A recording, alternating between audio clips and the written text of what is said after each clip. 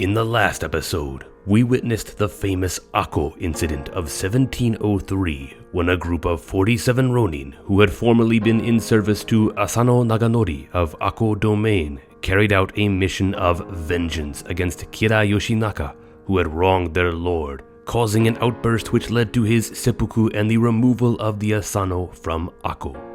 Their actions would go on to create a national stir as people across the country either celebrated the revenge of the Ronin or criticized them.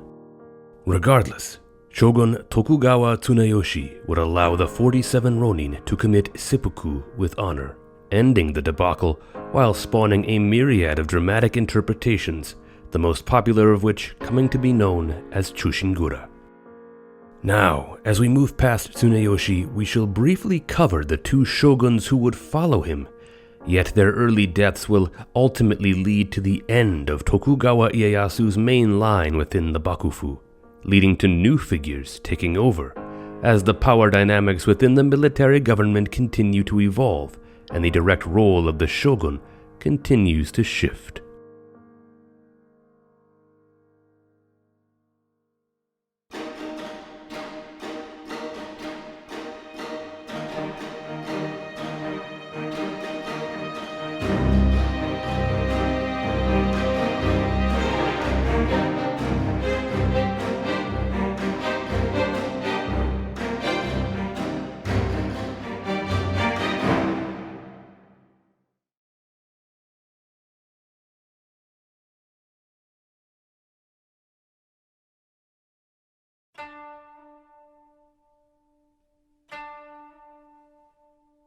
By 1709, 6 years after the Akko incident, Shogun Tokugawa Tsunayoshi passed away at the age of 63.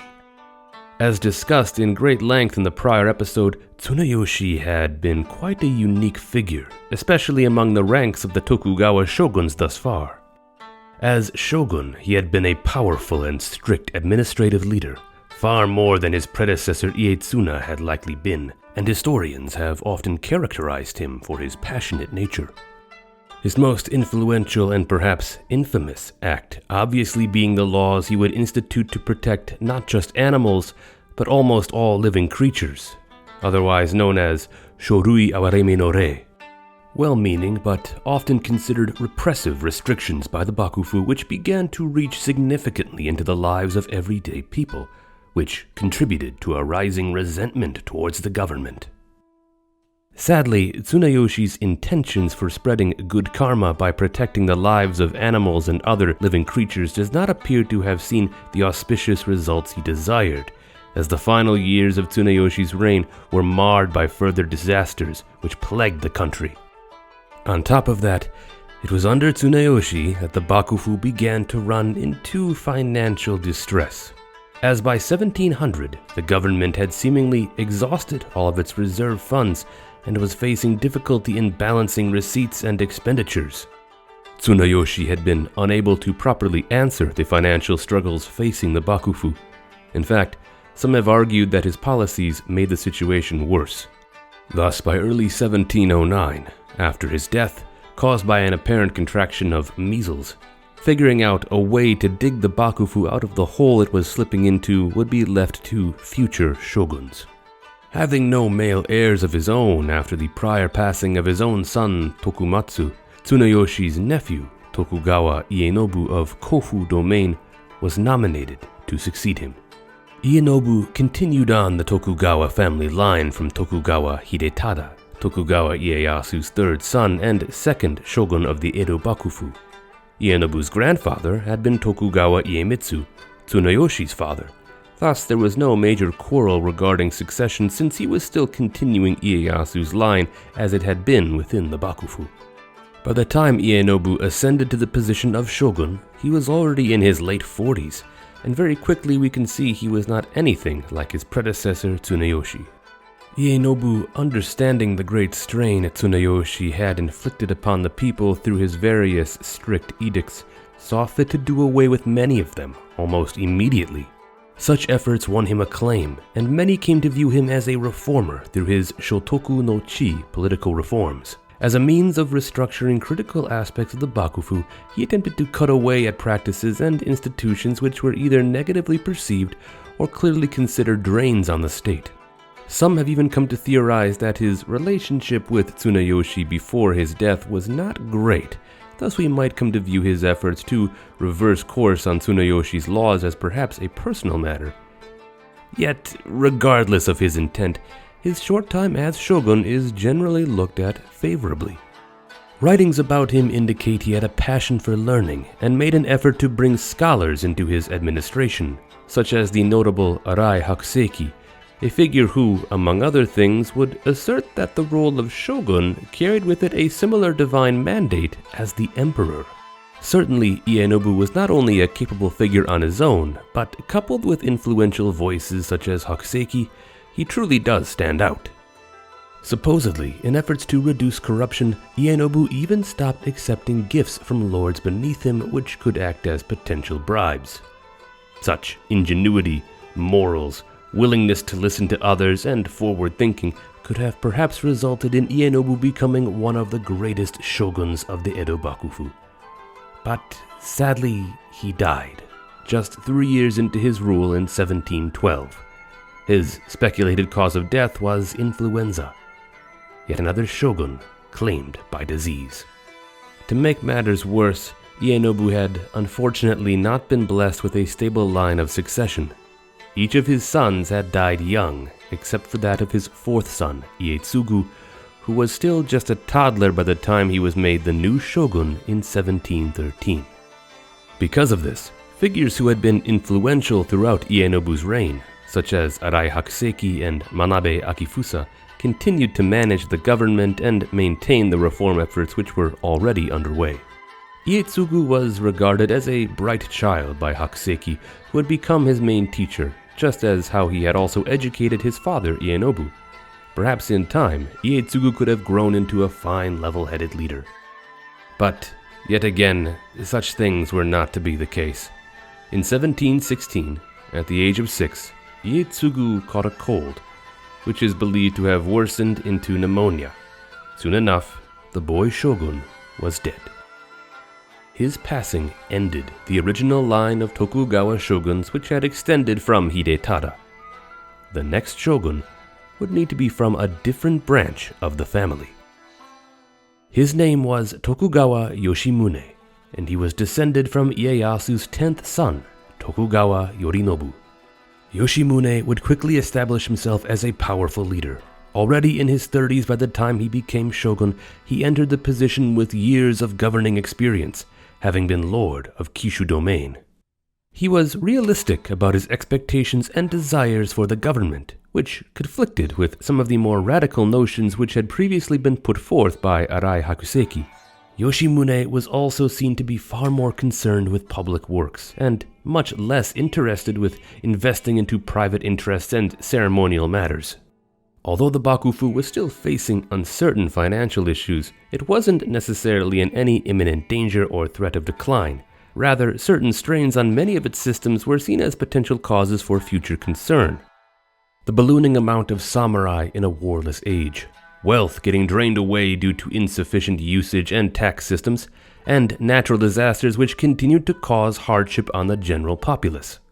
Changes needed to be made, such as efforts already underway during the reign of Ienobu.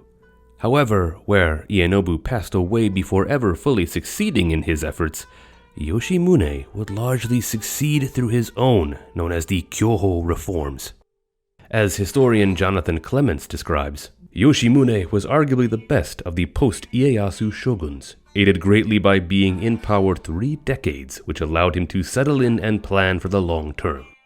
Despite his disagreements with many of Arai's ideas, he still seemed prepared to follow Arai's implied drift towards becoming a more civilian-minded ruler and not an ad hoc military governor. The people's interests were likely his largest concern, and his commitment to public works can be seen through his expansion of hospitals, firefighting measures, and even installing opinion boxes for common people to distribute their own ideas for how to improve their communities. He was also known to be incredibly frugal in efforts to cut costs, not just in terms of what the government spent money on, but even how he lived his own day-to-day life. Of course, the samurai class was not removed from Yoshimune's mind as well, as the increasing number of samurai led to concerns over the amount of inheritors within the domains, which began to put great financial strain on local administrations. To combat this, Yoshimune saw fit to limit the ranks which could be inherited by sons as a means of reclaiming wealth which had slowly been drained. While this may have had the effect of angering some samurai across the country, Yoshimune likely saw this course of action as overall vital to the stability of the class.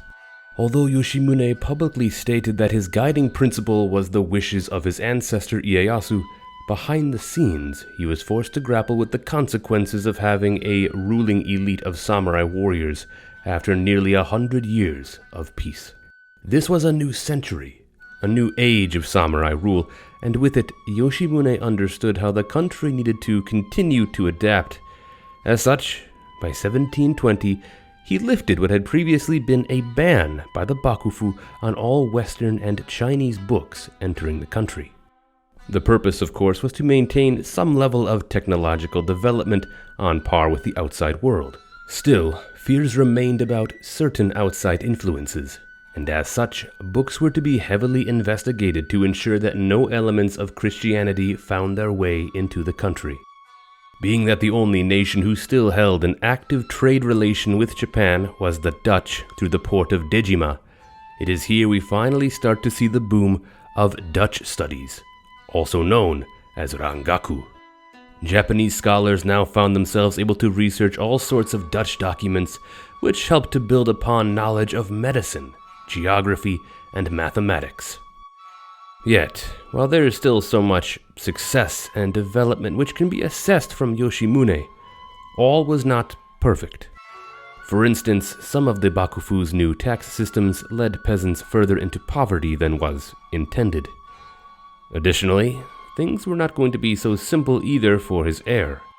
Tokugawa Ieyasu, the first son of Yoshimune, and who would succeed him as shogun in 1745 following Yoshimune's retirement, was quite an interesting figure. Ieyasu is believed to have potentially had a form of cerebral palsy, and as such suffered from various health issues as well as slurred speech, which was incredibly difficult to understand, with supposedly only his closest aides being able to comprehend his words.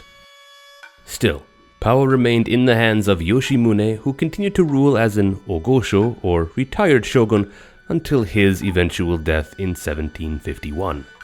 Ieyasu was still made to deal with the negative side effects of the Kyoho reforms, such as peasant revolts in the mid-1750s. But, overall, Ieyasu is not thought to have been directly as hands-on a shogun, and likely delegated tasks to his advisors. Whether this was on purpose due to the nature of his condition is not known, but supposedly, on a personal level, he was thought to be a reclusive yet kind-hearted person. His son, Tokugawa Ieyasu, on the other hand, had no major medical concerns and was potentially seen as bright and talented from an early age.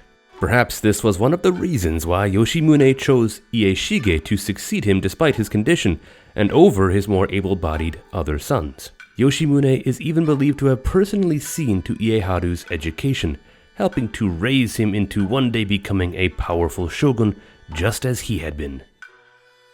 However, as we may come to see, the reign of truly great Tokugawa shoguns might have already come to its natural end.